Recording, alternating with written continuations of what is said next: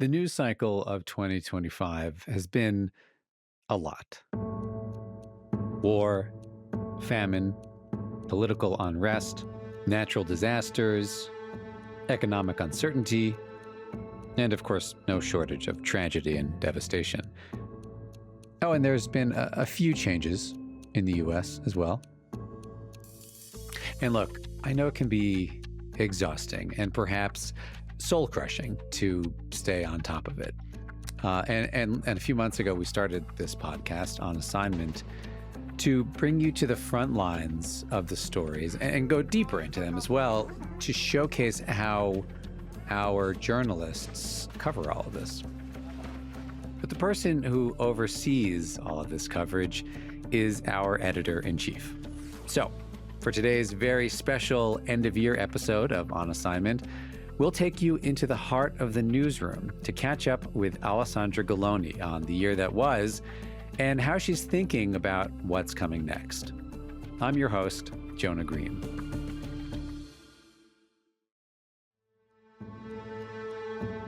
We got a very special episode of On Assignment this week. It's our year-end edition, and for that, we're calling in the big guns. On today's show, we have a very special and hard to pin down guest. It's our very own editor-in-chief, Alessandra Galloni. Hello, Alessandra. Hello. Great to be here. You're in London now. Is that where you're based? Yeah. Yeah, it's a great place to be. Yeah, I mean, it's a great place to be, London, right? Because you're right in the middle of the time zone between the Americas and Asia. And so you kind of get the whole news cycle, which is good. I think it's a good place to be, when you're in a global news organization like ours. Yeah. Do you have to travel a lot, or your center of operations is in London? Yeah, I mean, I do. I travel a lot. I try, to get to every region, certainly every year. Some regions more times throughout the year. Over the past few months, I've spent quite a bit of time in the U.S. because obviously the U.S. is a big story with the new Trump administration. But I do try to hit pretty much every region consistently every year. And what is your day like, every day? I think people sort of have an understanding of what an editor-in-chief does. We've seen all the President's Men, but what do you do every day? I'm not doubting you do a lot, but So first of all, when I'm awake, Reuters is reporting the news in hundreds of places around the world. And when I'm asleep, Reuters is also reporting the news in hundreds of places around the world. So, I mean, we're a 24/7 news organization, right? Mhm. We don't stop. We report the news from every corner of the globe. And, we cover everything. We cover finance, we cover wars, we cover entertainment. We do podcasts, which is super exciting. I think of us as a podcast company, really, at this point. Yeah, yeah, I think so. I think we are becoming a Yeah. podcast company. Okay. Good. And I mean, can I say it? The podcast is pretty much, I would say, the most exciting thing we've done, in a while. I'm into Let's it. say it. Let's say Yeah. it. Certainly for a lot of our people. I mean, everybody loves coming on the podcast. And it's so So nice. They always say yes. yeah, well, that's good. That's good. Yeah. Uh, Mhm. but so we do a lot, and there's always something going on in terms of what. I believe in sleep because I think I Mm. can't function. It's a very high energy job. And so I do try Yeah. to get my winks, but everybody knows they can wake me up. My phone is always near me. And if there is an urgent matter, I can always be called. And I would rather be called than wake up in the morning and something has happened sort of 5 hours earlier.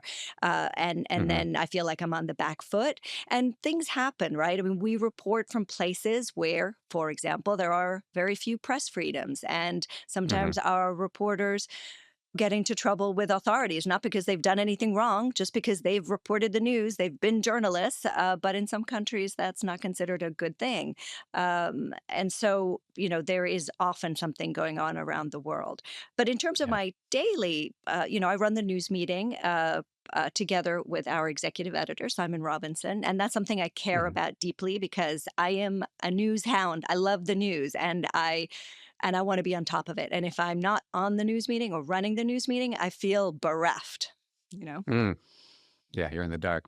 Now, there have been a lot of shifts this year, and this is a year-end episode. We don't have to cover all of them, but whether you're talking about climate change, immigration, the global economy, sports, media, fishing in Venezuela, there's one person that has his hands in all of that, and that is Donald Trump. So, can you let us into um, what the conversation was a year ago ahead of his inauguration? What were you what did you and the editors talk about in terms of how we should cover this person in his second term, and maybe what mistakes were eager to not make that maybe the media had made in the first term? Mm.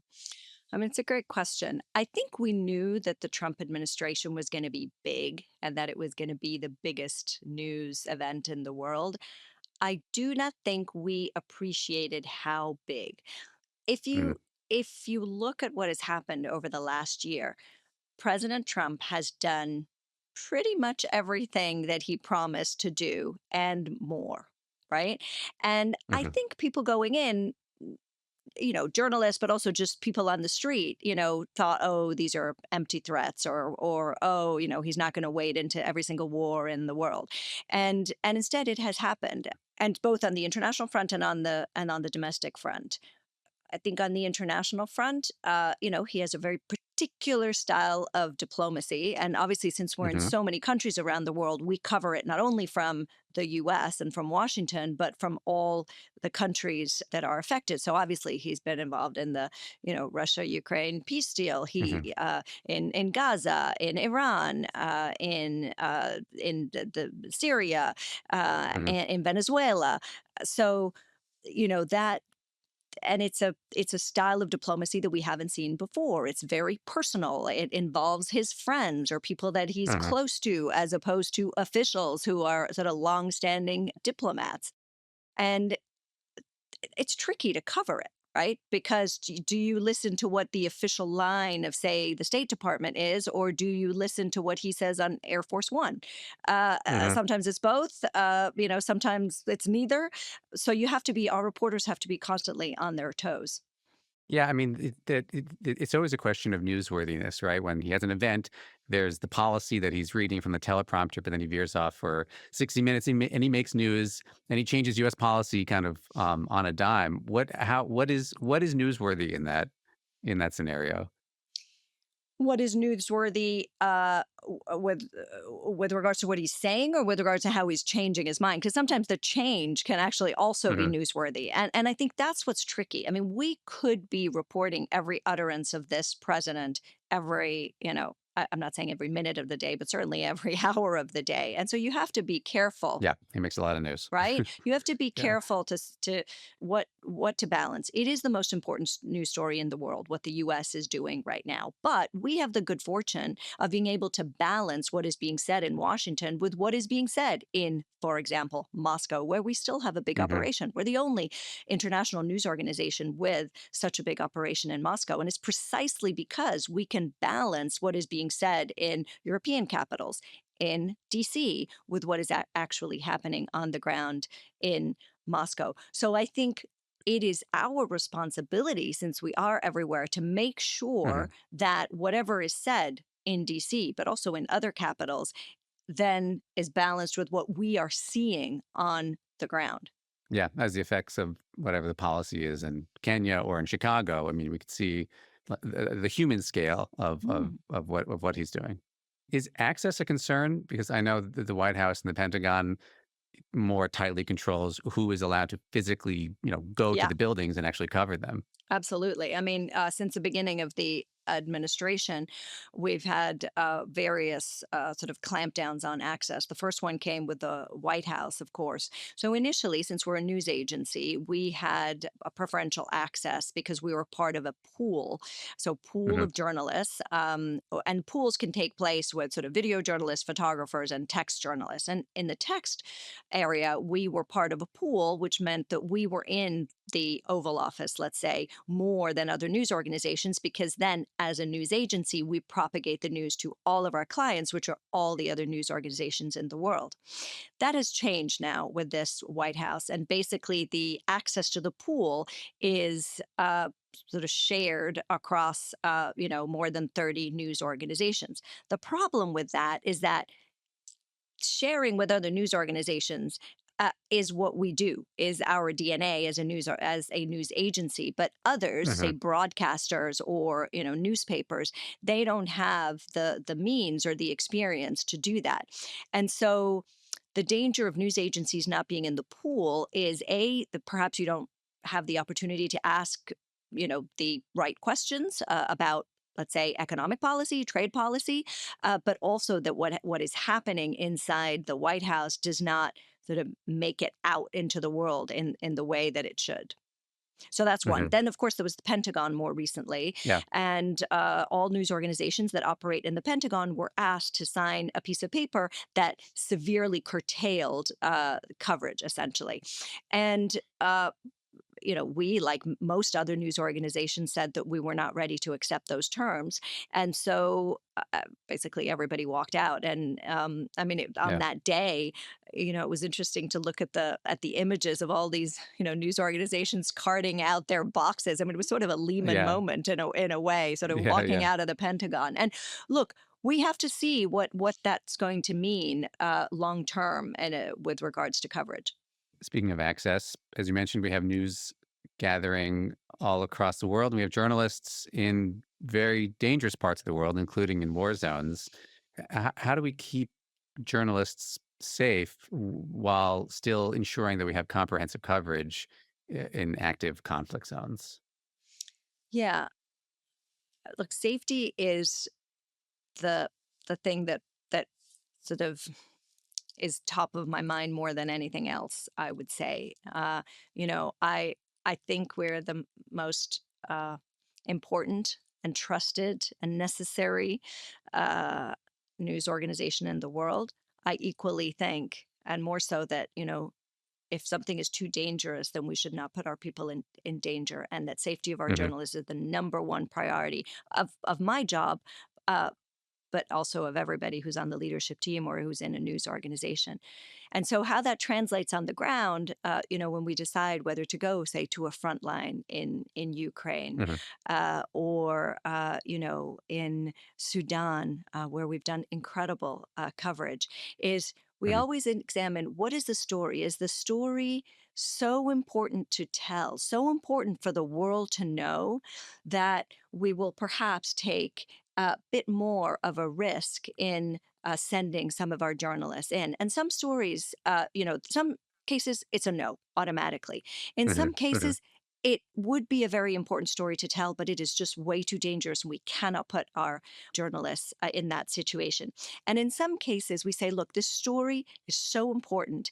And our safety team, when we have a big and really careful and thorough safety Hmm. operation, our safety team will said, look, we can do this if we do it in this way. And this way can sometimes mean you can stay on the ground this number of hours. You have to go with an armored vehicle. You have to go with a safety advisor, et cetera, et cetera. Hmm. And in those cases, we say, look, there is a level of risk because, let's face it, going into a front line, you cannot eliminate risk altogether. This story is really important to tell. There is a level of risk, but we can manage it and we can mitigate it as much as possible. And then in that case, we agree, and we send our people in. And look, testimony from the ground has been really, really important in the conflicts of the world, the conflicts that we've seen over the past 4 years. I mean, if you think about it, I became EAC 4.5 years ago. And since Hmm. then, we've had Afghanistan, we've had Gaza, Hmm. we've had Ukraine, we've had Sudan, now we have, Congo. And now we have Thailand, Cambodia. We'll see what happens in Venezuela. I mean, the world is a crazy place. Yes. It is. And then we have the White House, and then we sort of have, Oh yeah. what's happening in the Yeah. US, right? I mean, Yeah. we look, I think, other news organizations are doing this too. The safety of our journalists in the US has become Yeah. something that is really top of mind. I mean, we do hostile environment courses, which used to be only for going into war zones. We do hostile environment Yes. Yes. courses in the US. We teach people how to stay safe online. We teach people what to do when you cross a border, when you cross an airport, how to be smart about your footprint. And we're doing this in the US because and this sort of goes back to something you were saying before. What's happening in Hmm. the US is the danger is that there's the normalization, right? The normalization of some of the things that are happening Yeah. to the institutions of free press in the US. Well, no, we have to guard against it for our people, but we also, when we step back and sort of say, well, what is happening, what is the new reality for institutions of the free press, for the First Amendment. It's a serious issue. Yeah. Are there stories you wish had more prominence, or that are not getting covered enough, either that we are covering it, or that you think maybe there should be more of a collective focus on? It's a really good question. I think, we try to do coverage from places of the world where others can't get to, right? So, again, I Hmm. mentioned Sudan before. We were there. Now there's more attention in Sudan, but we were there years ago, Yeah. covering the war there and just the atrocities on the ground. Not every news organization has the expertise and the funds, frankly, the ability to cover Hmm. certain things on the ground. So, I can say that I feel it's not covered enough, but I understand that there are certain limitations. I mean, other places like Myanmar, years ago we did spectacular coverage from Myanmar. We were there before, we were there during, Hmm. and we did incredible coverage from there, and many other parts of the world that other news organizations just can't get to. So I feel that we are doing a hand on heart. I don't think that there are stories that we are important stories that we are not covering. Are there some stories that I wish we could go into more deeply? Of course, right? But then there's Yeah. the reality of, there's only a finite number of journalists, right? who we Yeah. have. But I feel that we are covering, dare I say it, everything that is important in the world and stories that others are not looking at. Yes. I mean, I did a segment last week on smuggler balloons from Belarus to Lithuania, and they were carrying cigarettes, and Lithuania accused Belarus of hybrid warfare. That's a good story. You're not going to see it on cable news, you know? No, that's a great story. And look, it's we told the world that the war that Russia had invaded Ukraine because we had people on the ground who saw the tanks rolling in, Hmm. right? I mean, that's incredible, right? I mean, that Yeah. is eyewitness, and Yeah. that makes us. It's one of the things that makes us who we are, right? We are there, and it's that mix of sort of global intelligence and real deep sort of local knowledge. And I'm really, I mean, it's exciting to work in a place like this. Yeah. And we're talking about eyewitness accounts, a technology that has complicated that aspect of reporting is AI, and there are cultural and technological environmental impacts, but for us, there's the impact of the perception of reality and truth. Yeah. And now this year, AI took a leap into realism, so it's nearly indistinguishable as opposed to Will Smith eating spaghetti 3 years ago. Do you see AI as a threat to what we do? Ooh, it's sort of a big question, right? And it's a big Yeah, question that yeah, news organizations are grappling with, but frankly, all organizations are grappling with today. yeah. As we talk here, just got off the news meeting where we were talking about, Oracle's results and announcement that AI promises were not what they had hoped it would be, and the stock price Hmm. tanked. And I think that's the question that everybody's asking. Is AI everything it's cracked out to be? That's at sort of the financial level. At the Yeah. level you're talking about, which is the increased ability of these tools to propagate misinformation and disinformation Hmm. and propaganda, yeah, that's very real.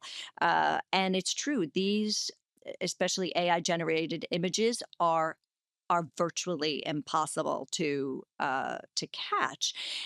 Luckily, we have experts who are really, really, really good at this, better than anybody else. And so when we have Hmm. images that come in from, say, users, right, people on the ground who were in a place, because we are in many, many places, but we can't be every single place in the world. And Yeah. so increasingly, we Yeah. use user generated content and Hmm. we vet it, right? And we have a Yeah. team that are real experts in vetting it. But it's hard. It's hard, and I think it's a huge risk of AI. Um, then there's the AI tools that we're introducing, that we, like other news organizations, are introducing into our Yeah. newsroom to help us Hmm. with our news. There are reporting tools that are helping with our data journalism, and we have certain colleagues who are just, they've done incredible work with some of these tools.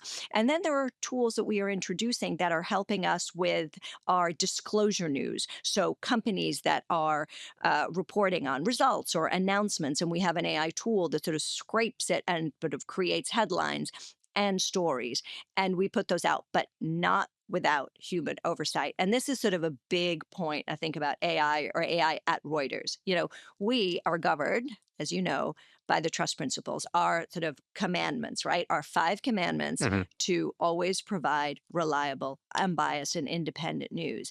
And we feel very strongly that any AI tool that we introduce into this newsroom has to abide by those five commandments. And if we screw up, we are responsible, just like we are responsible for any other mistake that we might make, a human error Yeah. that we might make. So I think there's the danger of misinformation and disinformation, and we have Hmm. teams of experts who are really, really careful at catching, especially images that have been doctored. There's Hmm. the AI that is great as a reporting tool, and our journalists, just like other journalists around the world, use to report and to just get their reporting done faster and to go through hundreds and hundreds and pages of documents.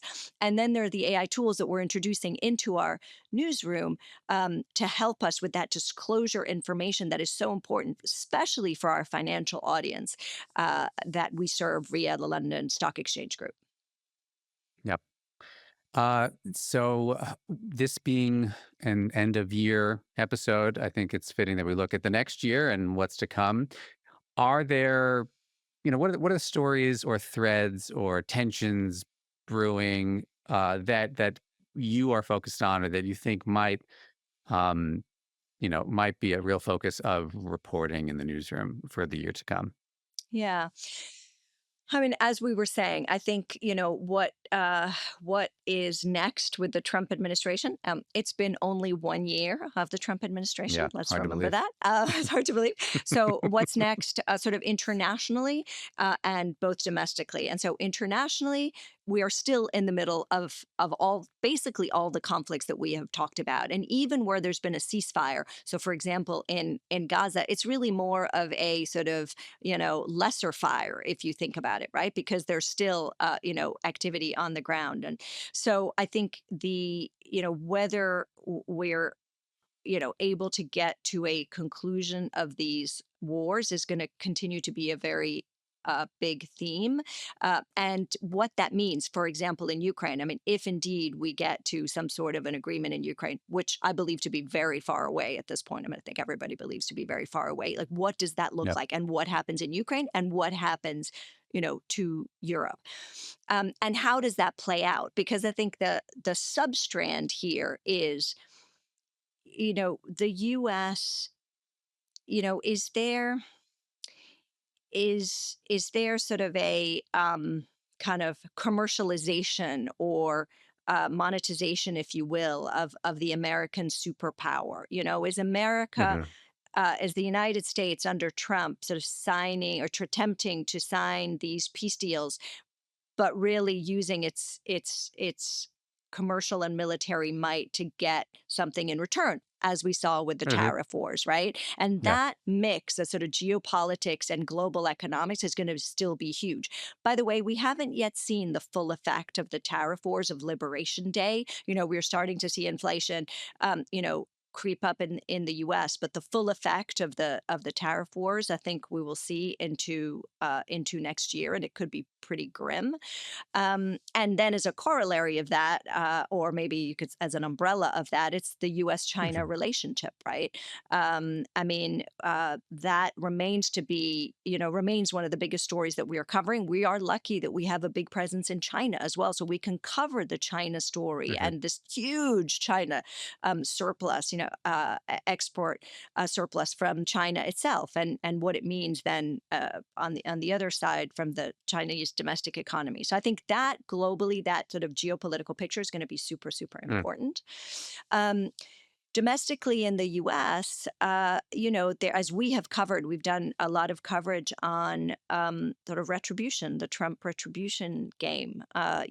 What happens to those who go against this administration, and we're starting to see the results of that. As I said before, I think many people did not think that.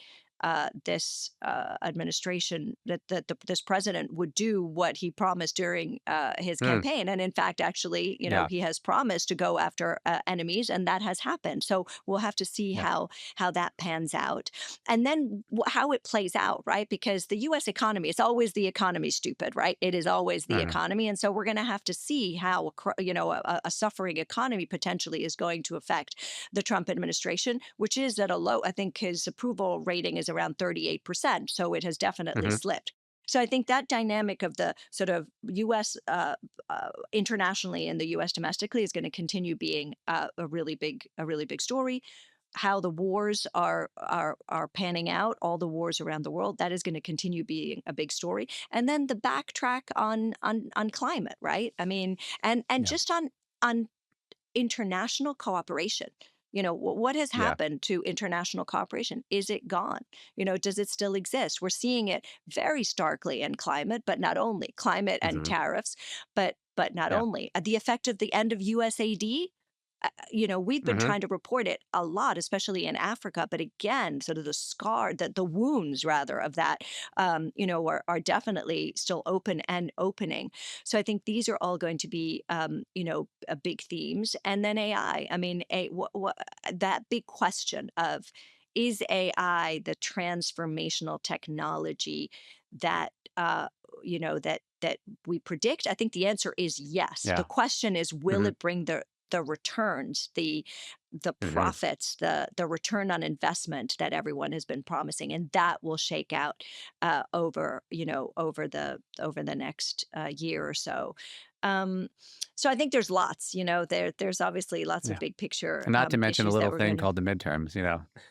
And then, of course, the midterms. How, oh, of course, Yeah. and how is that? Yeah. Well, yeah, exactly. And how is that going to play out? And I think, I think the last sort of, elections, the mayoral elections and gubernatorial elections that we've had showed, if I may say so, that Democrats have a pulse, and so we'll see. That makes for an exciting, potentially an exciting showdown coming up. And there's going to be great personalities, new people coming out of the woodworks, which of course is great, to cover. The human stories, the people making a difference um, is always exciting. Yeah. And Yeah. big company, what's happening in the media industry, right? Warner Brothers, lots of Yeah. exciting Big corporate moves. news. So Mhm. that's exciting. And my background is a sort of business and financial Okay.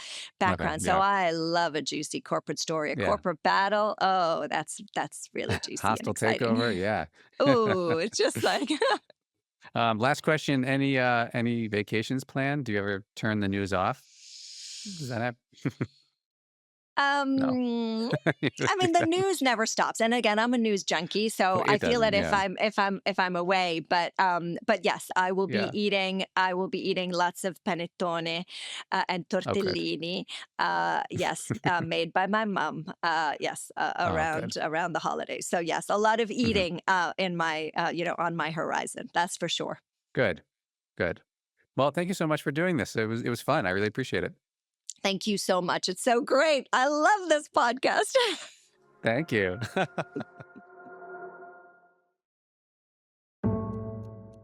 Thanks again to Alessandra and the entire newsroom of 2,500 or so journalists. As I mentioned, it's it's really gratifying that our reporters are so willing and eager to come onto our podcasts and share their reporting and take their time to explain their stories. So thanks, guys. The podcast team includes Kim Vanell, Gail Issa, Christopher Waljasper, Sharon Reich Garson, David Spencer, Abasoya Adelusi, Ethan Plotkin, Mindy Burrows, Eliza Beard, Evan Jacoby, and me, Jonah Green. Sound design and music composition by Josh Summer. Our senior producers are Tara Oakes and Carmel Crimmins. Our executive producer is Leela DeKretzer. For daily news from around the world, listen to Reuters World News, which we now publish 7 days a week. Subscribe or ask for your smart speaker to play the latest news from Reuters. And On Assignment, we'll be back next week.